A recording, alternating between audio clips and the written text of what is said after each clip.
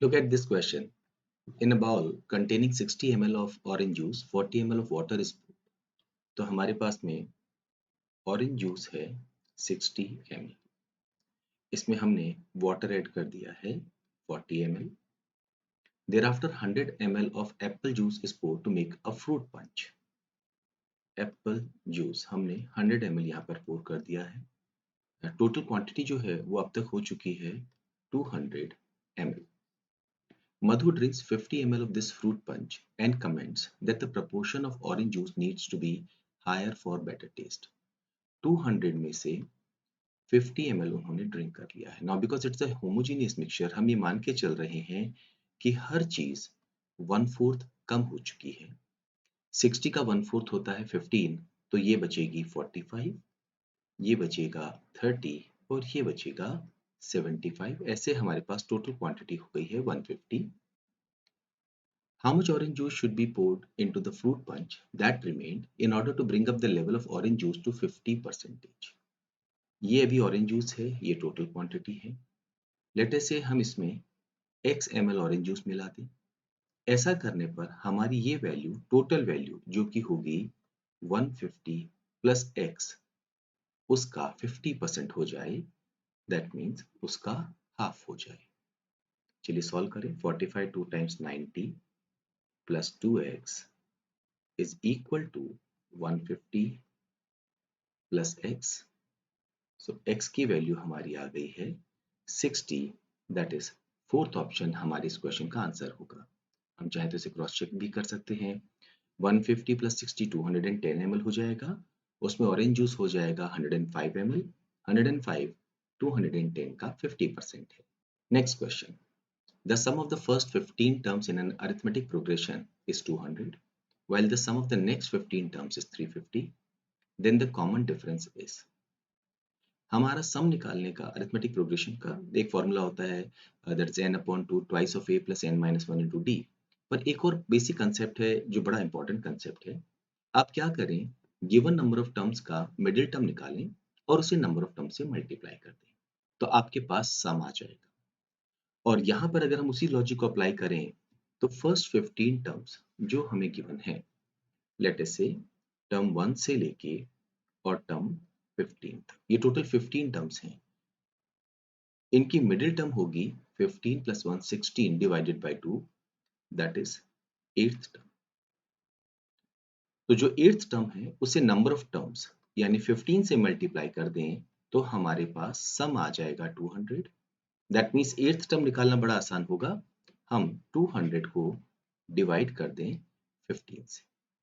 Similarly अगर हम next 15 terms की बात करें यानी टर्म 16 से लेके टर्म 30 तक की, तो मिडिल टर्म क्या होगी 16 plus 30 46 upon 2, that is 23rd term. Again अगर मिडिल टर्म को हम नंबर ऑफ टर्म से मल्टीप्लाई कर दें तो हमारे पास सम ऑफ टर्म्स आ जाएगा. वो हमें गिवन है 350. ये 15 को अगेन हम राइट साइड ले जाएं तो 350 और 15. तो अब हमारे पास में एक अरिथमेटिक प्रोग्रेशन की 8th टर्म मालूम है, 23rd मालूम है. हमें कॉमन डिफरेंस पूछा गया. यहाँ पर आपको अगेन ए यानी कि जो फर्स्ट टर्म है वो निकालने की कोई जरूरत नहीं होगी. आप यहाँ से यहाँ पर अगर देखेंगे तो टोटल ये 15 टर्म्स का गैप है. और यहाँ से यहाँ अगर आप डिफरेंस देखेंगे तो ये है 150 ओवर 15, दैट इज 10. तो 15 टर्म्स में 10 का गैप है, तो दो कॉन्जिक्यूटिव टर्म में गैप कैसे निकालेंगे हम? 10 divided by 15, that is 2 over 3. Second option हमारा आंसर होगा. अदरवाइज आपको क्या करना होगा, a plus 7d is equal to 200 over 15, and यहाँ पर हमें लिखना होगा a plus 22d is equal to 350 over 15.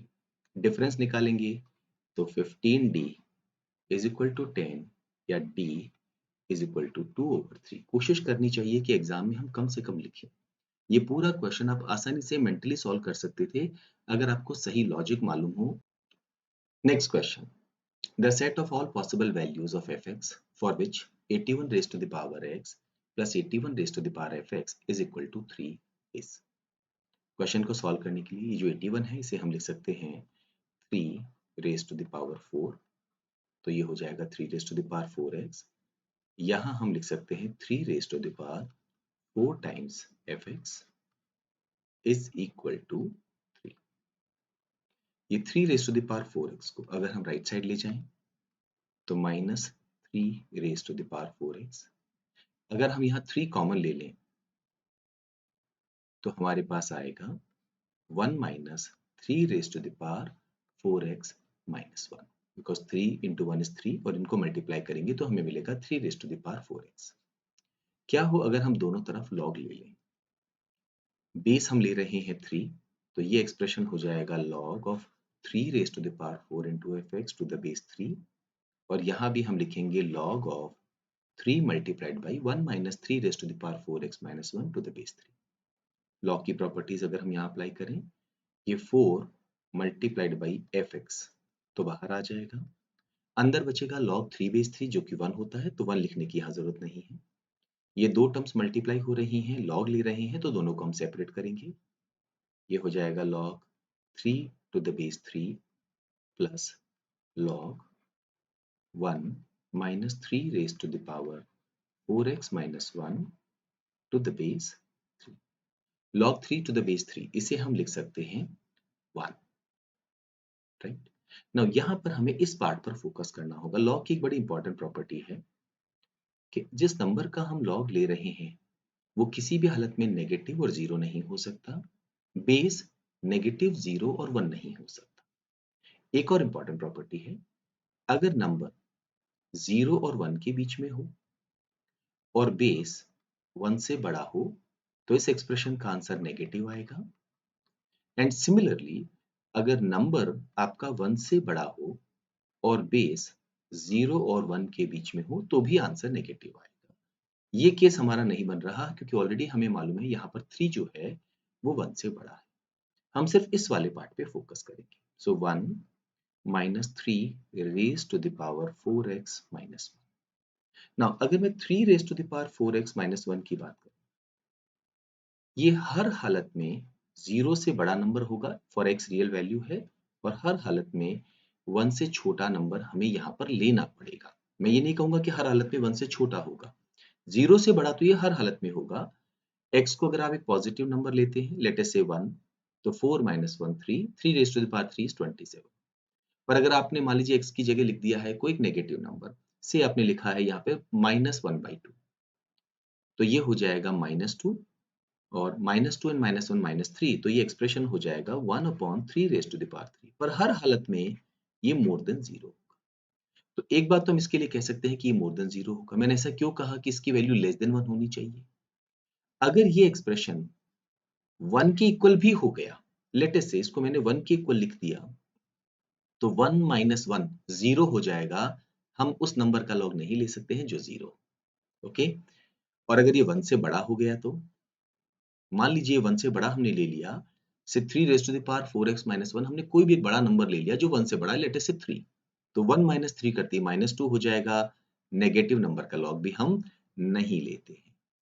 तो यहाँ पर एक बात तो कंफर्म है कि हमारा ये जो टर्म है इसकी वैल्यू हर हालत में 0 और 1 के बीच में होगी। अब अगर इस पोर्शन को हम हटा दें और हम ये कहें कि ये वाला जो भी नंबर है, लेट अस से ये n है, ये 0 और 1 के बीच में है, बेस 1 से बड़ा है, तो ये ओवरऑल एक्सप्रेशन हर हालत में क्या होगा? Negative. So we can say here, यहां पर हमारे पास एक नेगेटिव नंबर है। नेगेटिव नंबर कुछ भी हो सकता है। इसका मतलब है ये जो हमारी ओवरऑल वैल्यू है ये भी अगेन 1 से छोटी होगी। जरूरी नहीं है कि ये 0 से बड़ी हो, ये हर हालत में 1 से छोटी हो।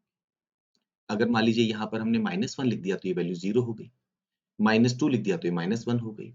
पर अगर हमने नेगेटिव नंबर कोई भी लिखा है, लेट अस से -0.999, तो 1 से छोटी होगी, तो ये पूरा एक्सप्रेशन हर हालत में 1 से छोटा होगा। अगर मैं 4 को यहाँ नीचे ले आऊं और fx को यहाँ पे रहने दूं, तो ये ओवरऑल आंसर हर हालत में 0.25 से छोटा होगा। तो हमारे इस क्वेश्चन का आंसर क्या होगा? फोर्थ ऑप्शन, क्योंकि 0.25 को हमने शामिल नहीं किया है और माइनस इन्फिनिट यहाँ पर भी हम कभी भी इसको इंक्लूड नहीं करते हैं राइट करते समय, तो हमारा फोर्थ ऑप्शन इस क्वेश्चन का आंसर होगा। एक ट्रिकी क्वेश्चन जिसके लिए आपके कंसेप्ट बहुत क्लियर होने जरूरी है। Next question, if one of the factors of the number is randomly chosen. सबसे पहले तो ये पता करना होगा कि टोटल फैक्टर्स कितने होंगे। 3 raise to the power 7, 2 raise to the power 8, 17 raise to the power 3। Total number of factors का फॉर्मूला अगर आपको मालूम है तो हम पावर्स में क्या करते हैं, 1 ऐड करते हैं, जहां पर ये प्राइम फैक्टर फॉर्म है। प्राइम फैक्टर फॉर्म में बेस प्राइम नंबर होना चाहिए और एक दूसरे से डिस्टिंक्ट होना चाहिए और पावर नेचुरल नंबर होना चाहिए। तो यहाँ पर टोटल नंबर ऑफ फैक्टर्स होंगे 7 plus 1 multiplied by 8 plus 1 multiplied by 3 plus 1, या हम इसे लिख सकते हैं 8 मल्टीप्लाइड बाई 9 मल्टीप्लाइड बाई 4। ये तो रिप्रेजेंट कर रहा है हमें total number of factors. If one of the factors is randomly chosen, what is the probability that the chosen factor will be a perfect square? हम चाहते हैं कि वो फैक्टर परफेक्ट स्क्वायर की शर्त क्या है? अगर हम प्राइम फैक्टर फॉर्म में लिखें तो उसकी जो पावर है हर एक प्राइम नंबर की जो बेस में है वो या तो 2 से डिविजिबल होनी चाहिए या वो 0 होनी चाहिए। नाउ यहाँ पर ये प्लस 1 करने का लॉजिक अगर आप समझ सकें, देखिए ये नंबर 3 की पावर 7 से डिविजिबल है, तो 3 की पावर 6 से भी होगा, 3 की पावर 5 से भी होगा, 3 raised to the power 4, 3, 2, 1 and 3 raised to the power 0 से भी ये डिविजिबल होगा। Same way 2 raised to the power 8 से 2 raised to the power 0 तक, 17 raised to the power 3 से 17 raised to the power 0 तक, और ये टोटल नंबर हो गए यहाँ पर 8, यहाँ होंगे 9 और यहाँ होंगे 4। ये वैल्यू हमारे पास आ गई है। नाउ हम यहाँ पर ये चाहते हैं कि हमारा जो फैक्टर वो परफेक्ट स्क्वायर हो। इसके लिए जरूरी है कि हम सिर्फ वही वैल्यूज चुने जो खुद भी जिनकी पावर या तो 2 से डिविजिबल है या 0 है। जैसे 3 raise to the power 6, 4, 2 and 0। तो हम कहेंगे यहाँ पर हमारे फेवरेबल केसेस हैं 4 and what about here 2 raise to the power 8 हमारे काम का है, 2 raise to the power 6, 2 raise to the power 4, 2 raise to the power 2 and 2 raise to the power 0, यानी ऐसे 5 नंबर्स हमारे काम के हैं। And finally 17 raise to the power 0 and 17 raise to the power 2 and 0। अगर हम इन चार फैक्टर्स को लें, इनको लें और इन्हें लें और आपस में इनको मल्टीप्लाई भी कर दें तो जितने भी फैक्टर्स हमारे बनेंगे वो सब परफेक्ट स्क्वायर्स होंगे। तो 4 multiplied by 5 multiplied by 2, 4 into 2 8 cancel हो गया है, 5/36 फोर्थ ऑप्शन हमारा आंसर होगा। Next question, the set of real values of x for which the inequality holds. Log से जुड़ी हुई प्रॉपर्टीज मालूम होनी चाहिए। लॉग ऑफ 8 को हम लिख सकते हैं 2 रेज़ टू द पावर 3 और 27 को हम लिख सकते हैं 3 raise to the power 3। Log की प्रॉपर्टी है किस तरह से पावर्स हों अगर नंबर और बेस में तो उन्हें हम बाहर ले सकते हैं। नंबर की पावर बाहर आएगी न्यूमरेटर पे और बेस की पावर बाहर आएगी डिनोमिनेटर पे, और अंदर हमारे पास बचेगा लॉग 2 बेस 3। 3 ओवर 3 1 होता है, ये हम हटा सकते हैं। तो लॉग 8 ओवर 27 को हम लिख सकते हैं log 2 to the base 3 less than और equal to log x base 3 less than. Right side पे फोकस करिए। 9 raise to the power 1 over log 3 base 2। Log की एक बड़ी बेसिक प्रॉपर्टी है कि जब भी एक लॉगरिथमिक टर्म को आप न्यूमरेटर से डिनोमिनेटर या डिनोमिनेटर से न्यूमरेटर पे लेके जाएंगे तो नंबर और बेस अपनी पोजीशन से इंटरचेंज कर लेंगे। तो log 3 बेस 2 को जैसे ही हम न्यूमरेटर पे लेके जाएंगे यहाँ पावर में, ये हो जाएगा log 2 base 3।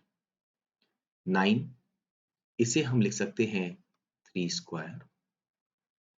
Theory of indices की प्रॉपर्टी लगाएं तो ये पावर मल्टीप्लाई हो जाएगी, तो ये हो जाएगा 2 into, so we can write it as 3 whole raise to the power 2 into log 2 base 3। ये पावर 2 यहाँ जा सकती है क्योंकि लॉग की प्रॉपर्टी है, जैसे अभी हमने कहा था कि पावर अगर नंबर पे है तो बाहर आ सकती है, बाहर है तो ऊपर भी जा सकती है। तो ये यहाँ से हम इसे हटा दें 2 स्क्वायर बन जाएगा 4। यहाँ पर अगेन लॉग का एक बड़ा इंपॉर्टेंट रूल काम आता है कि अगर आपके पास में लेट अस से एक नंबर आपने लिखा है a और इसकी पावर में log of n to the base a, अगर ये दोनों सेम है तो इस एक्सप्रेशन का हमारा आंसर होगा n। दैट मीन्स यहाँ पर इस पूरे एक्सप्रेशन की वैल्यू हमारी क्या हो जाएगी। तो इससे एक चीज तो हमें पता चल गई, अगर हम फर्स्ट टू को कंपेयर करते हैं तो ये 3 और 3 तो सेम हो गया। x हर हालत में ग्रेटर देन और इक्वल टू 2 होना चाहिए। इनइक्वालिटी का अगेन एक रूल है कि अगर दोनों तरफ आपने लॉग लिया है और आपका बेस 1 से बड़ा है तो आप लॉगरिथम जो लिया हुआ है उसे आप हटा सकते हैं, साइन ऑफ इनइक्वालिटी चेंज नहीं होगा। दैट मीन्स यहाँ पर 2 less than equal to x, या हम कहेंगे x is greater than equal to 2। तो 2 को हमें शामिल करना है, इसलिए थर्ड और फोर्थ ऑप्शन तो हमारे हाथ से चले गए हैं। ओके, सिमिलरली अगर हम इन दोनों पे फोकस करें तो यहाँ पर भी इनइक्वालिटी का रूल है कि जब हम लॉगरिथमिक एक्सप्रेशन को ओपन करते हैं तो ये हो जाएगा x और ये होगा 3 raise to the power 4 log of n to the base a। अगर x गिवन हो तो log में हम इसे लिखते हैं n is equal to a raise to the power x। Inequality के केस में भी कोई फर्क नहीं पड़ता है, बस सब कुछ इस बात पे डिपेंड करता है कि आपने जो बेस लिया है वो 1 से छोटा है या बड़ा है। क्योंकि मैंने बेस 1 से बड़ा लिया हुआ है यहाँ पर, तो साइन ऑफ इनइक्वालिटी चेंज नहीं होगा। दैट मीन्स x की value should be less than 81। तो it should be greater than equal to 2 and less than 81। First option हमारे इस क्वेश्चन का आंसर